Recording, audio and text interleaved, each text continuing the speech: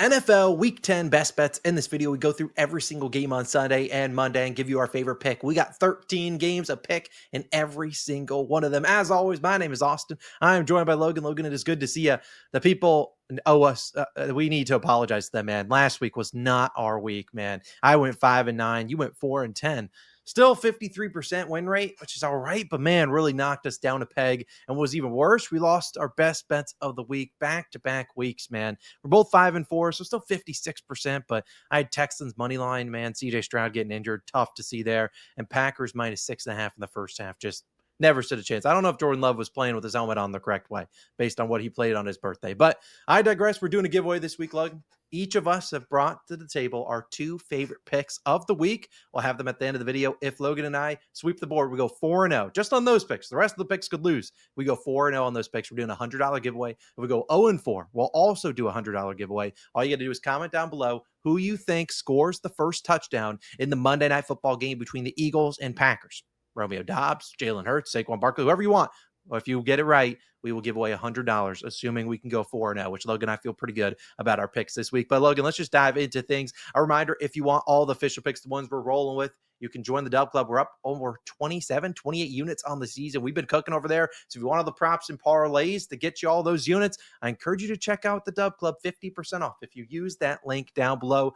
I'm just saying, you get some exclusive plays, which are currently on a 4-0 run. So make sure you tap into that. But Logan, let's dive into the games. Let's get back or look back this week. And we are first one, a pretty interesting showdown between the Falcons and Colts. The Colts made a trade deadline move to take away Sauce Gardner from my Jets. I would say they paid a king's ransom for him, but I digress. We'll talk about that maybe when we get to the Jets game. Right now, the Colts are laying 6.5 points. We both fell victim to them last week. Logan, are you going back to them or are you back to the Falcons? So you back last week and they got you a cover?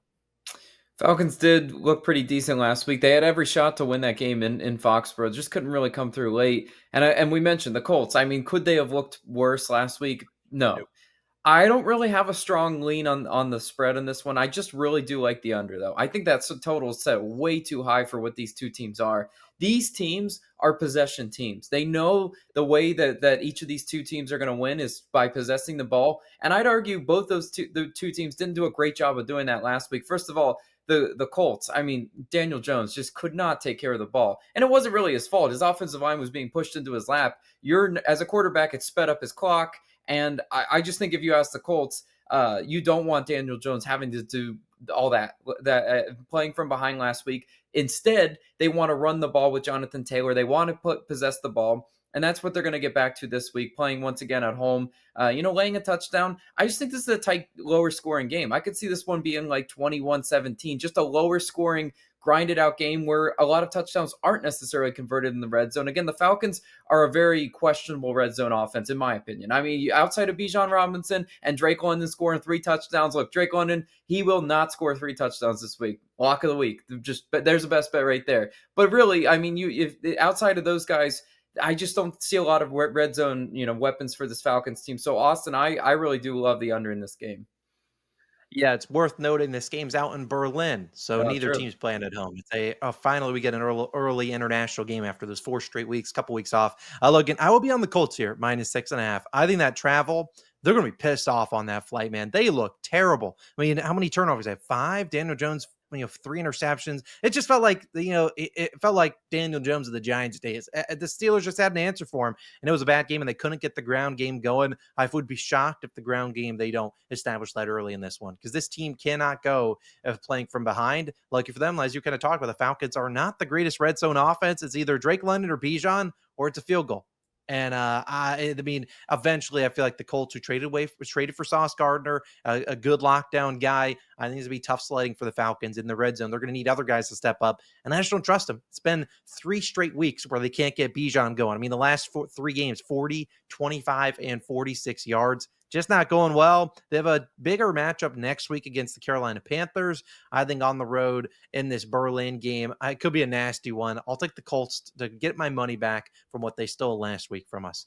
Our next game, we head to Miami. We have an AFC East battle as the Buffalo Bills are taking on the Miami Dolphins. The Dolphins are 9.5 point underdogs. The over-under at 49.5. Logan, I can lead things off. I'll actually be on the Dolphins here, plus the 9.5. Just feels like they always play the Bills tough when you get into Miami. It's hot down there, and the Buffalo Bills always seem to play with their food a little bit. And this is not a Dolphins team that looked bad on Thursday night, so they got an extra, mini bye week, if you will. But it's not like they traded away a ton of assets. People thought they might trade away Jalen Waddle. That didn't happen. And I think this offense shows up. I'm still not super high on this Bills defense. They're definitely riding high after beating the Chiefs last week and looking decent there. Feels like this is an easy spot for them to overlook a divisional team that's not been playing their best ball all season long. I think this is a touchdown game. If that, I think it's a close one. I'll take the Dolphins. It might be a donation, but I will trust them to deliver me a winner. Logan, what do you like, though, in this one? Man, you read my mind. Unfortunately, we're both going to Oh, be on no. the heavy underdog. I'll take the Dolphins plus the points in this one. Sometimes in divisional games, I find value on the big home underdog, and that's what we find in the Dolphins this week. Look, as you mentioned, it could just be a letdown spot naturally for the Bills because they are riding high off of beating Kansas City, looking pretty good doing it. Now traveling on the road against the divisional foe that just the Dolphins have nothing to play for really other than just kind of hang tough with their division rival, who they've already played pretty tough in Buffalo. I could see this one turning a little bit, a weird one possession type game late in this game. Nobody in their right mind gives Miami a chance, and I think that's why they're going to be a live underdog in this one. I mean, I just think of Mike McDaniel, the fact that they're sticking with him, through the season, it seems it allows some continuity in that offense because if they just fired him and then if they're cleaning house, then it's like, really, what is the identity? I at least know that they're going to give Waddle the ball. They're going to get Achane out of the backfield, and then defensively, they might have a game plan for Josh Allen, but I still think this one, like you said, is a one possession game. I mean, the last three matchups they faced at Miami, where Tua didn't get injured in, because there were two of these games he actually got injured in. They Buffalo Bills won by 3, they won by 7, and they lost by 2. So again, they always seem to play him tight. Let's see if Mike McDaniel, who feels like he's not on the hot seat as much as he probably should be, but they fired their GM, so and they said they'd be sticking with him the rest of the year. We'll see if I buy. I don't know if I buy that, but I digress. Good luck, Mike McDaniel. Go deliver us a winner, both of us on the Dolphins. Our next game, we have the Ravens taking on the Vikings. The Vikings are 3.5 point dogs at home here, coming off a big win against the Lions. No one really gave them a shot. They're 8.5 point dogs, and they went in there. They honestly dominated that game from start to finish. JJ McCarthy looked pretty solid, and their defense looked pretty good. Over under at 48.5. Logan, are you buying into JJ McCarthy and the Vikings being a competent team? Are you buying into Lamar Jackson coming back and looking good? What are you feeling here? Yeah, I'm feeling the Vikings in this one. I'll take another shot on a home underdog in this one. The Ravens are still, in my opinion, a little bit overvalued. I think the books see this team as an AFC Championship type contender, and I still say I don't know that I'm quite there yet. And this is going to be a tough road test for them. It's never easy to go into Minneapolis and just come out with a win. First off, the fact that they are road favorites, obviously the books expect a little bit of JJ McCarthy regression, but I don't see it. Momentum is a true thing, and especially in the locker room, those guys played hard for JJ McCarthy. JJ McCarthy looked great in that one. The Lions threw all sorts of pressure, all sorts of blitzes at him, and you know what he did? He said, "I'm just going to extend the play. I'm going to use my legs. I'm going to do what I did best at Michigan, and I'm going to show why the Vikings bought into him." So again, he's getting the ball to his playmakers, and I really do think the Vikings have a really good chance at winning this game outright. But I'm getting 3.5 points, Austin. I don't think I could pass that up on any Sunday. So I'll take the Vikings in the underdog role. Yeah, last week I was on the over in the Vikings and Lions game, and I'll be once again on the over here, over 48.5. I just am not bought in on the Vikings defense being as good as it kind of looked last week against the Lions. It's not like they shut them down. They still give up 24 points. But this Ravens defense, I think, is very fraudulent. They looked good against the Dolphins, but the Dolphins really don't have when they get into the red zone. It was like the Dolphins would move the ball, get into the red zone, fumble, or just everything went awry, or they were trying to settle for field goals, throwing fade routes to a running back on fourth down, like a disaster. Unfortunately for the Ravens, this is not the Dolphins. This is the Vikings, and they will throw a fade route to Justin Jefferson. If you saw it on Sunday, one-handed catch right over Amik Robertson, I think. They have the weapons to go toe-to-toe against the Ravens secondary. That is bad. And the Lions defense is not a slouch. And I saw, obviously JJ McCarthy, end of game stats, not, anything that really you're like, wow, that was a big game for him, but he was able to make some plays. I think this week he has another coming out party, another 2+ touchdowns. I love him. And I think this Ravens offense is just going to go toe for toe. Try blitzing Lamar Jackson. If you miss your assignment and you don't get home, good luck, because he's going to be running away or someone's going to be wide open. That's kind of how I feel like this Ravens offense is built. You blitz, you run man, Zay Flowers, Rashad Bateman, and these guys just absolutely torch you. So I love the over at 48.5. That might cash in the first half. All right. Probably not, but that would be electric. Our next game is the site of Logan's first best bet of the week. It is the Patriots taking on the Buccaneers. So again, stay tuned for Logan's pick in this one at the end of the video. It will be one of our 4 favorite picks, and we hope to go 4-0. In terms of this game, though, Logan, the Buccaneers are 2.5-point favorites.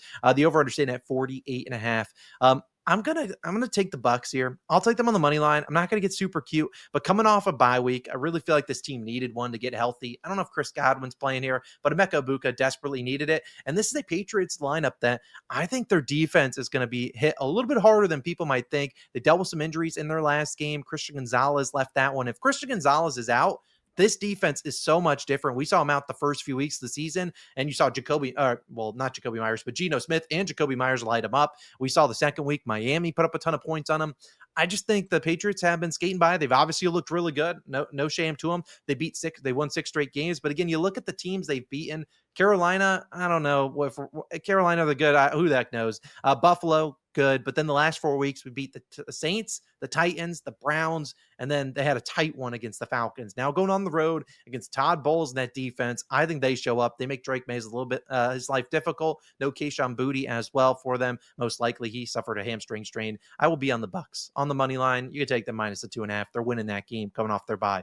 Speaking of our next game, Logan, it is your Panthers. And I'll let you give a status on the Panthers because this is actually the location of my first best bet of the week. I'll talk about this game later, but Panthers are 5.5-point favorites coming off a big win in Green Bay. This smells like a trap, but I won't give out my pick until the end. Over under 39.5. Logan, how do you feel about your Panthers, man? Big W. How we feeling? Austin, this is one of those head and heart just can't agree. Like my head is telling me big letdown spot for Carolina. My heart is telling me believe in the Panthers coming off a big win. The fact that they're back in Charlotte, I think, is where I'm comfortable backing them. So I'll once again lay the points with my Panthers. Now, I'll be lying if I said I feel great about this one just because I know this Carolina team is just so inconsistent. I mean, we talked about it the whole season. Going into Lambeau Field and getting a win was the last thing I saw happening for this team. And now they're kind of shocking the world. Everyone's talking about them. Wouldn't it be right on brand for the Seesaw Panther season to just lay an egg to the just hopeless Saints?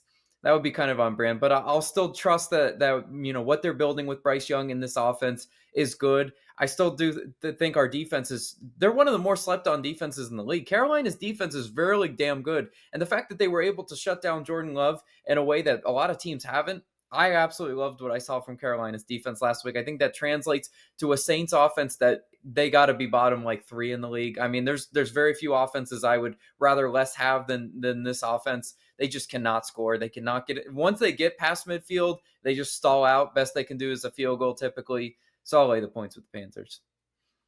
I like it. I'll talk about that game at the end of the video. But Logan, let's get into both talking about some games as we have the Giants taking on the Bears. The Bears are 3.5-point favorites. The over-under sitting at 47.5. Logan, I don't really have a great lean on the side here. Give me the over. I just take over. So when I see the damn Bears playing, I take the over. It is that simple. Their defense, if they're lucky, the Bengals exist because their defense is so bad.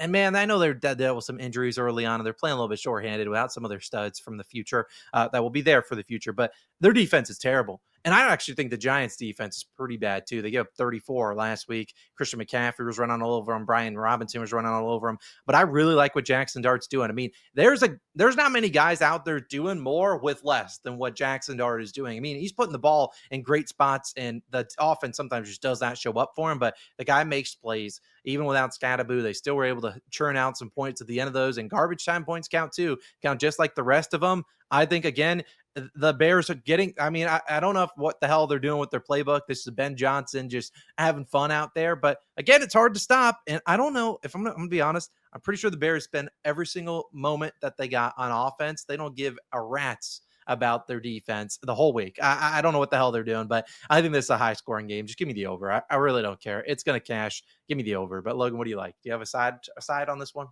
Yeah, I'm gonna lay the points with the Bears, and I hate that. I hate that I have to be there, but I really don't see the Giants being able to contribute a whole lot to that total, which is why normally I would be with you on that over because I see it. It's an enticing angle. Bears defense, Bears secondary is so bad, but as I've mentioned before, this Giants offense they just don't. They're so decimated. I think if this turns into a track meet, that Giants lose by 2 touchdowns. Like I just simply don't think they can afford to get into a track meet with a Bears offense that is hitting their stride. I mean, they didn't even need Rome Odunze, who we'd argue is their best wide receiver. He was not involved in that last. If you told me there was like how many, what was it, almost 90 total points scored in that shootout, right? And 40, Rome yeah, Odunze did 89. nothing, like actually nothing. That's kind of a testament to how good this Bears offense is and how explosive they can be. Now, I granted Bengals secondary, I get it. I know it's a matchup thing, but the Giants secondary has shown several problems. It got absolutely carved by Mac Jones and Christian McCaffrey, and Mac Jones is a check down merchant. I mean, now imagine Caleb Williams being able to stretch the field with a lot more dangerous weapons on the outside. So I just think the Bears run away with this one. Maybe it does turn into a track meet, hopefully for your over, but I still think Chicago wins and covers. Yeah, definitely one to keep track of. I just looked at the Chicago weather for fun. There's a chance of snow on Sunday. We'll Wow. see how that bodes. It looks like they're getting a cold front coming in, dropping to mid 30s on Sunday. So you never know. That total could go flip flopping depending on that. I'm no meteorologist, but definitely check that out whenever the game gets closer to kickoff. Our next game, Logan, we head to where I lost my best bet of the week last week as my Texans were taking on the Jaguars. Now the Jaguars dealing with a slew of injuries. Travis Hunter out for this game. Brian Thomas Jr. could be out.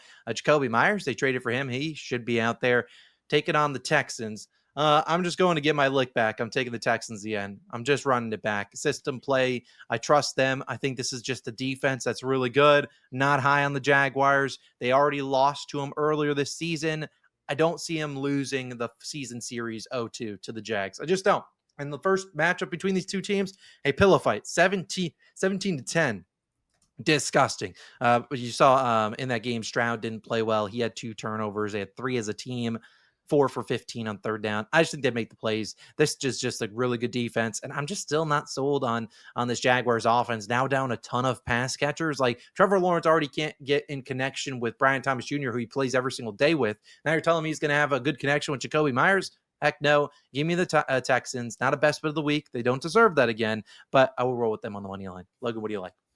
Yeah, I'm once again in agreement with you. I'm going to be on the Texans as well. Something I was just kind of researching as you were talking was CJ Stroud's status because that definitely does change how we look at this Yeah. game. D'Amico Ryan said he's feeling a little bit better, but he's still in concussion protocol. Sometimes with concussions, they could be out a few weeks, so we don't really know as we're recording this. I would lean maybe towards yes, he does play, but obviously, just looking at the line, like the line is indicative of a toss up. I mean, if CJ Stroud was like for sure playing, I think we're seeing Texans -2.5 or -3.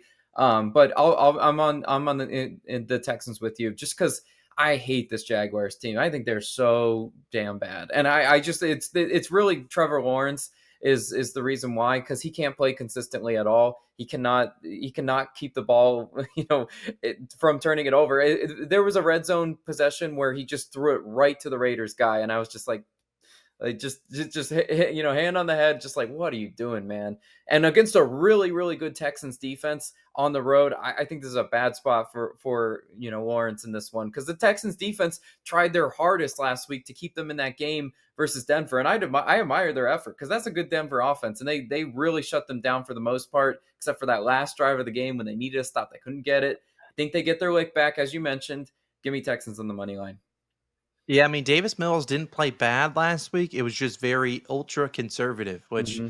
I mean, for a guy that owns Fairbairn in fantasy, it's fine with me. They just Yeah. get to the red zone, kick a field goal. But yeah, hopefully he stretches the field a little bit. Wouldn't be shocked if right out of the gates we see a deep ball to Nico Collins, maybe to stretch the defense, get them to ease off a little bit on the run game. They not got to do that. I don't know if it's Nico Collins or someone else. We've seen Nico, though. I remember when the Jags played them in when was that, week 3? I was on Nico Collins, 100 plus receiving yards. I think he's hit that in like 4 straight games versus the Jags. be on the lookout for that as a prop of the week. We'll see if I'm on it. I might honestly be on it with CJ Stroud. I think they got to go deep here to give some chance, because they ain't throwing. If they keep throwing it 4 yards, it's just not going to work.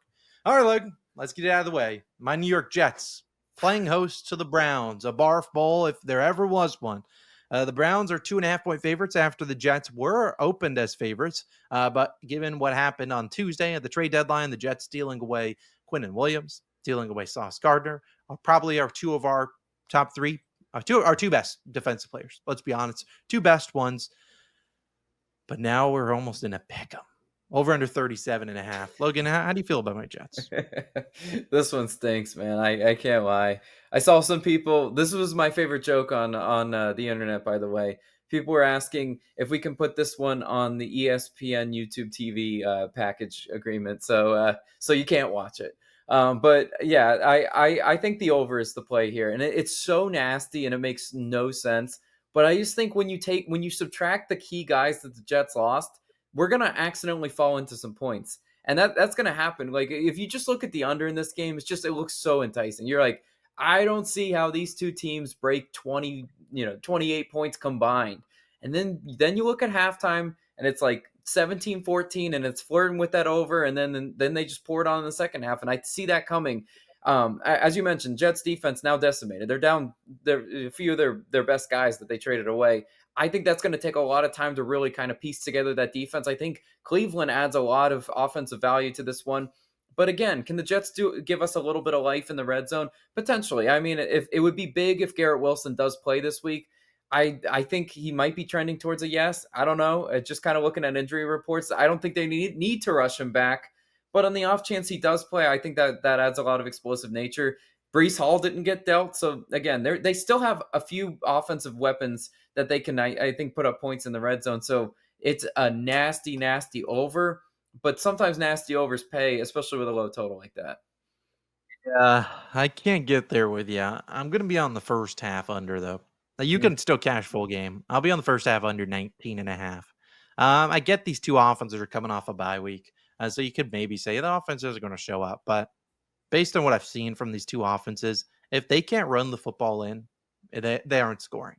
And while sure the Jets will be down Quinnen Williams, I still think this team's going to be motivated, especially to show up. I mean, sure they're down Quinnen and Sauce Gardner, but you know what? Who gets some opportunities? Guys that weren't playing before. So those guys are going to want to show up. They're going to want to make a name for themselves and try to be on this roster. This is basically a tryout kind of thing for the rest of the next few seasons. So I think this Jets defense has been underrated as of late. And I get they just traded away two of their better guys, so I understand. But this defense hasn't been, as bad as I feel like they are. Now, sure, if you go to the Bengals game, yeah, we didn't look good there. But previously we held the Panthers in check. We held the Broncos in check. Like, we weren't bad. So I think we can keep the Browns offense a little bit in check.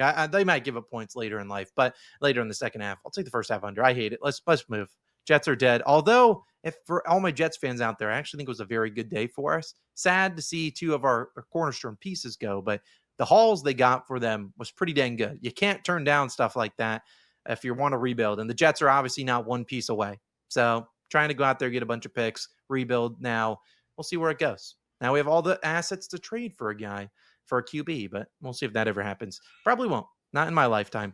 Next game, Cardinals taking on the Seahawks. The Seahawks 6.5-point favorites. The over-under 45.5 just came out as we were about to record this, Logan. Kyler Murray, he's out 4 to 8 weeks now, it seems. I mean, it feels like they've seen Jacoby Brissett play well, and they're like, go get a relook. Go get a second opinion. They like paid the doctor under the table. I feel like, hey, tell this guy he needs to be out for a couple more weeks. We'll see. But Logan, what do you like in this game? You buying into the Cardinals being a better team without Kyler, or the Seahawks being a wagon?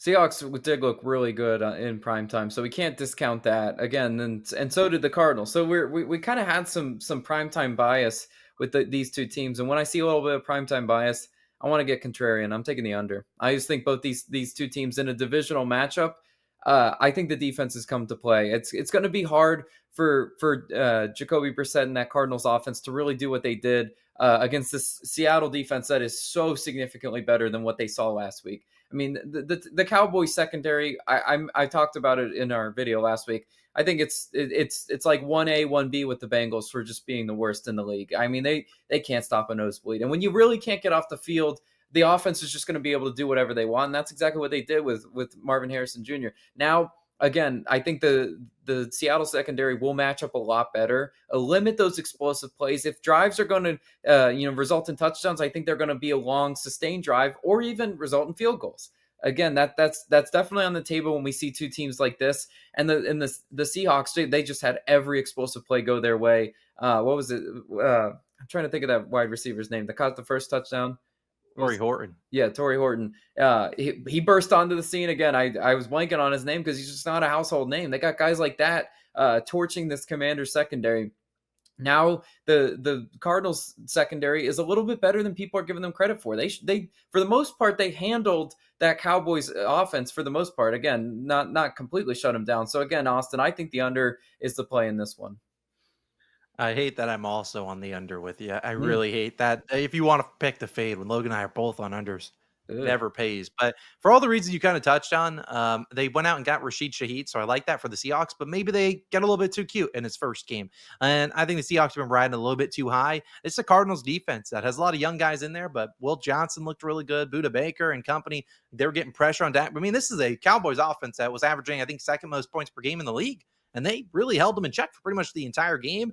The Cardinals' offense, I think, had that Cowboys defense boosted up their ego. I don't think it's going to be that easy against a Seahawks defense that is really good at stopping the run, giving up like the fewest rush yards per attempt. And this is already a Cardinals team that can't run. So if they're going to be just set on passing, I think it's going to be a lot harder to pass against a Seahawks front that could get pressure, unlike the Cowboys that got like no pressure all night. And then they have quarterbacks that can back it up. So I like the under here. I think the Cardinals defense tries to keep them in this game. Maybe they don't. Maybe it's like another blowout type game, but their defense is much better than what the Commanders are. So I hate that we're both on the under, but I agree with all your points. Our next game, we have the Lions taking on the Commanders. Commanders now going to be out with Jaden Daniels out for the season. The Lions are 9.5-point favorites. The over under 49.5. Logan, I will keep this one very simple. I will be on the Lions minus the points here. There's two systems coming into play. Number one, they're coming off a loss where they just do not look good. Number two, there's three systems. Number two, the Commanders are bad. Number three, third system, that is the lick back game. You all know what happened last year in the playoffs. The Commanders absolutely just demolished the Lions in their own house. You don't think Dan Campbell's going to be showing this team that and be like, hey, we know we lost this week to the Vikings. Well, remember what happened last year in the playoffs? They're going to be pissed off. This Commanders defense is terrible. They are terrible. So look for Amon-Ra St. Brown. He might have 100 yards and a touchdown in the first half. I don't think they'll be able to stop him. And if you're asking Marcus Mariota to go blow for blow against the Lions offense, that will run up the score. The Commanders were running up the score last year in the playoffs. They're going to run up the score on them. They want to send a message to a team that is down in the dumps. They're not going to overlook them, especially coming off a loss. Love the Lions. Logan, what do you like though? Austin, you mentioned systems. What's Dan Campbell's record after a loss? It's very dang good against the spread. I don't know what it is. Well, I mean, how many games have they lost outright, like back to back under Dan Campbell? I don't know if they not in probably 2+ years. Yeah, I mean, I'm 99% sure they just don't lose back to back. I know that for sure. I mean, you're gonna have to go fact check me on that. I don't want to say that he's undefeated on back to backs because they might have lost a game in there, but I do know they're really damn good after a loss. They typically refocus themselves and they typically play well after a loss. So once again, I'm in agreement with you. I'm going to be on the Lions laying the points. Again, it's a big spread, but I think it's a big spread for a reason. Number one, I mean, Jaden Daniels is out. That's half their explosiveness. Number two, this Commanders secondary is just so banged up. They're down Lattimore now. I think he was out for the season. So like the injuries just are piling up in a way that I just don't think is sustainable for this Commanders team at all, offensively or defensively. Just give me the Lions. They're a very explosive team, especially in a bounce back spot. 2023, 2024, and so far this season, they have not lost back-to-back games. So maybe a little money line parlay piece, maybe a teaser leg. I don't know. I'm looking at some of these games. They're coming back and smacking around a team, even when they are on the road. And it's like a team like the Bears. They're smacking them around. Go Lions. Our next game, we have another divisional matchup as we have an NFC West showdown between two teams that are looking pretty good. The Rams taking on the 49ers. The Rams, these teams obviously played a few weeks back on a Thursday. The 49ers were all sorts of banged up, and they managed to squeak out a win. Right now, you're seeing the Rams, though, 3.5-point favorites. The over under 49.5. Logan, I'll be on the Rams minus the points here. Number one, I don't think they lose both games to the 49ers this season. Number two, it feels very easy to just go out there and say, I can get the 49ers plus the hook. Yeah, count me in. Give me them plus 3.5. The next thing you know, they lose by a touchdown. This is a Rams offense. I don't know if Puka Nacua plays or not. I'm not too worried. I think this 49ers team consistent. I saw a tweet today that said the 49ers are sacrificing a player every week just to keep CMC healthy another game. That feels accurate because, man, if Tyreek Williams, the newest victim, the rookie, this team just consistently keeps losing bodies. And this Rams offense is not going to overlook them. They're not overlooking. And Matthew Stafford slinging it as good as anyone in football. I think they take care of business here on the road. I'll take the Rams minus the points. What do you like? Yeah, if I were to be on a spread, I think I'd join you with the Rams.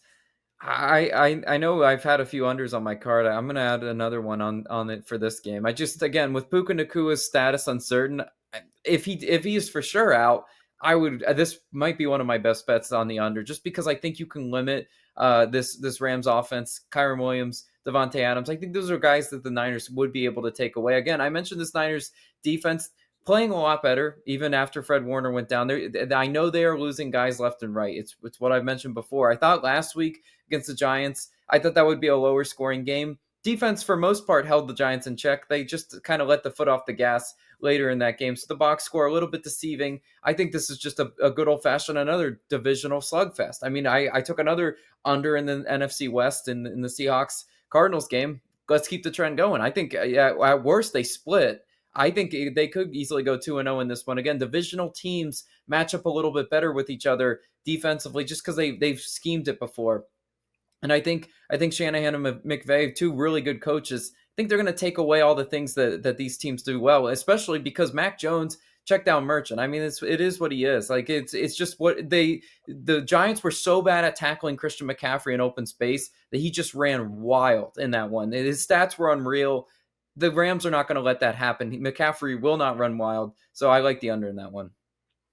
Since the Rams relocated to Los Angeles, all 5 games they've played at the 49ers have stayed under this total. So that is not a bad angle to take your under, Logan. All A lot right. of those have been snooze fest. We're talking about games 6-12, 24-9. So there's some snooze fest in there. It wouldn't shock me if this is another one of those.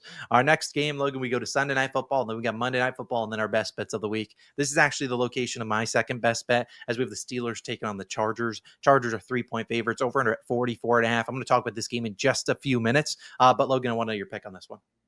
Yeah, I'm gonna be on the Steelers plus the points. I can't get there again with this Chargers team. Super inconsistent. And I'd argue they let the Titans creep back in to that game last week. It was kind of weird to sit there and I was wondering, I was like, are the Titans gonna have enough life down the stretch? The answer was no, because the Titans are bad. But the Chargers defense still not looking good. I think this Steelers offense is able to go up and down the field. Something we all know a little bit too well. They didn't even really involve DK Metcalf last week and still handled the Colts. Now, if you told me, if I looked at the box score and I saw DK Metcalf stats and your wide receiver one is hardly involved, I would have guessed that the Steelers didn't even put up 14 points, just because I don't see a lot of weapons outside of that. It's fine. Aaron Rodgers, in this stage of his career, is taking everything underneath that the defense is giving him. I think that's how you kind of beat this Chargers team. Don't necessarily have to take those deep shots down the field. You can live underneath with Jalen Warren. The tight ends. The tight ends are great in the Steelers offense. I mean, I don't see any team running as much like double tight package as the Steelers team, and that's fine. I mean, they're going to want to play possession, and I think that works on the road in this spot against the Chargers team that I can't trust this team at all. So give me the Steelers plus the points. Yeah, I like that pick. I'll talk about it in just a minute. Our final game of the week before we get to our best bets of the week, 2 apiece from each of us, is the Monday Night Football game between the Packers and Eagles. A reminder, Logan and I's next 4 picks in a second go 4-0. We're doing a $100 giveaway. You got to guess the first touchdown score of this game. Eagles, Packers. Logan, I know this is where your second best bet of the week is, so you won't talk about this one for just a second. But when I look at this game, I feel like it's a game that I want to go over. I want to take the over 44.5. Last year, we saw these two teams play down in Brazil. It was a shootout of all glory. We saw points. I forget I think it was 30. Each team scored 30 plus points. Saquon had a big game. And this is the Packers defense that is quietly starting to not look super, super good. And Bryce Young and company, they hardly threw for over 100 yards. They just ran the football. Obviously, had a big week. This is coming off a bye week. I feel like this Eagles offense will be a little bit better. And Jordan Love and company could not look worse than what they did last week against the Panthers, who were quietly a decent defense. I don't know if I'm bought in so much on this Eagles defense. I feel like, sure, they might be down Tucker Kraft, the Packers offense, but this is a team that has a ton of different weapons that they can use. Even if Tucker Kraft's out, Luke Musgrave can fill in. I really think you're going to see them be able to put up some points. It's not like they need to rely on one guy to do his job. They have so many other guys, and I think the Eagles offense puts up a lot of points as well. This is the Packers defense that is slowly starting to reel a little bit, and I don't know if I really want to try to catch a falling knife there where their defense is kind of getting a little bit overhyped. I mean, like I said, they gave up 25 to Pittsburgh, 23 to the Cardinals the week before, and the last week 16 to the Panthers, but the Panthers didn't even need to score too many points. I love the over in that game. But Logan, it's time for some best bets of the week. I'll let you lead things off with the first one. We'll alternate, give two apiece. A reminder, if we go 4-0 on these next four, we're giving away $100. If we go 0-4, we'll give away an extra 100. All you got to do is comment down below who scores the first touchdown in Packers Eagles. Logan, take it away. What's your first one of the week? Yeah, so speaking in Packers Eagles that you just mentioned, that's where one of my best bets is. So I'm just going to keep the train rolling with this one. I'm going to take the Eagles plus the points. That's one of my best bets of the week.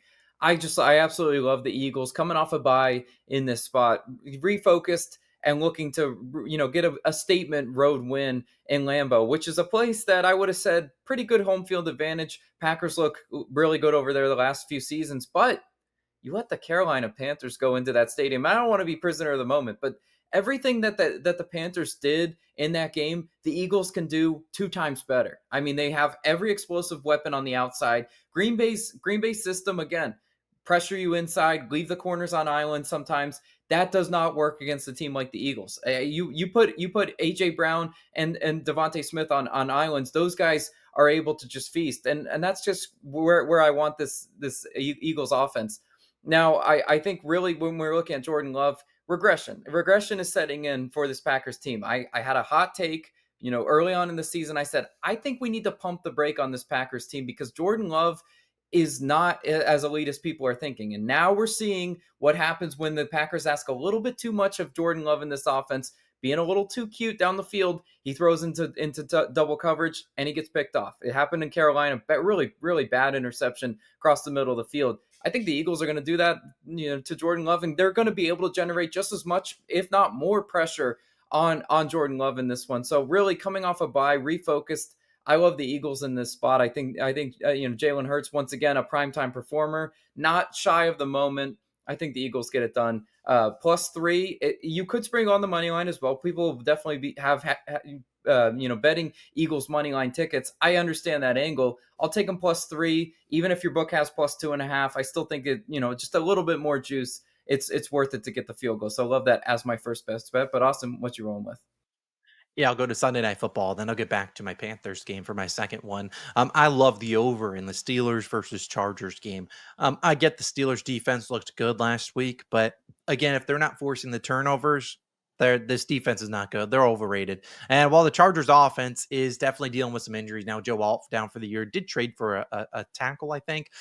This is a Chargers offense that can throw the ball as good as any other team in football. And this Steelers secondary is terrible. And Justin Herbert can make plays with his feet, or he can get it out to his pass catchers. Now, Daniel Jones and their offense is predicated. They need to get Jonathan Taylor going. If they can't, it's just like you're asking Danny Dimes to do too much. That's not the case. They asked Justin Herbert to do everything, and he consistently shows up. I think the Chargers put up points, and as Logan kind of touched on, this is a Chargers defense that has not been looking as good as late. And I think when it gets push comes to shove, when the Steelers get into the red zone, typically last year, the Chargers were forcing teams to kick field goals. I think Rodgers makes enough plays. Love the over. I think that 44.5 is way too low on Sunday Night Football. I'll take the over. But Logan, I need your second best bet of the week. Where are you going for your second one?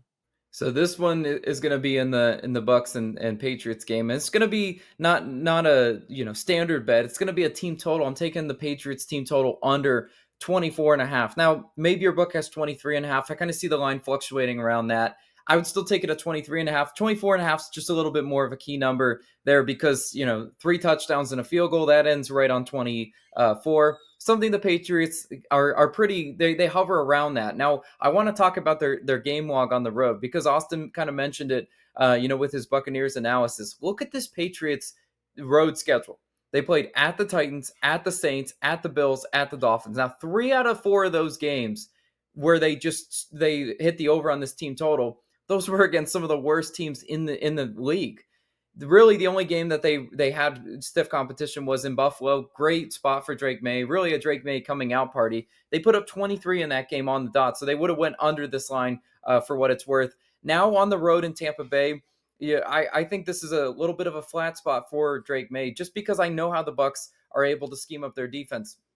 Number one, they're going to put pressure on him that I think the Falcons just didn't do a good enough job last week of pressuring Drake May. And when they did, I think that's where we really saw that the Falcons kind of creep back into that game once they started getting home.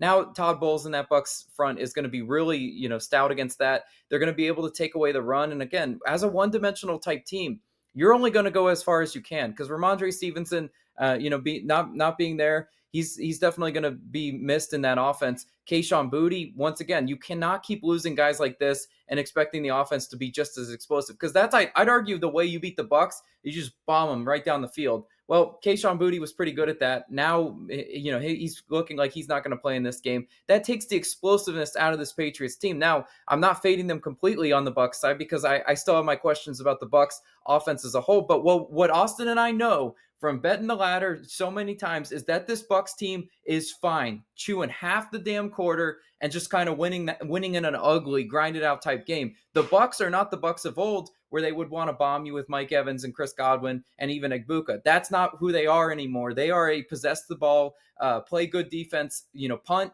play field position. That's what they want to do. They're not going to let the Patriots go in there and put up 25 points. I just don't see it. So I'm going to take the Patriots team total under as a little bit of hedge in the angle. Love that as my second best bet. Austin, what's your last one, though?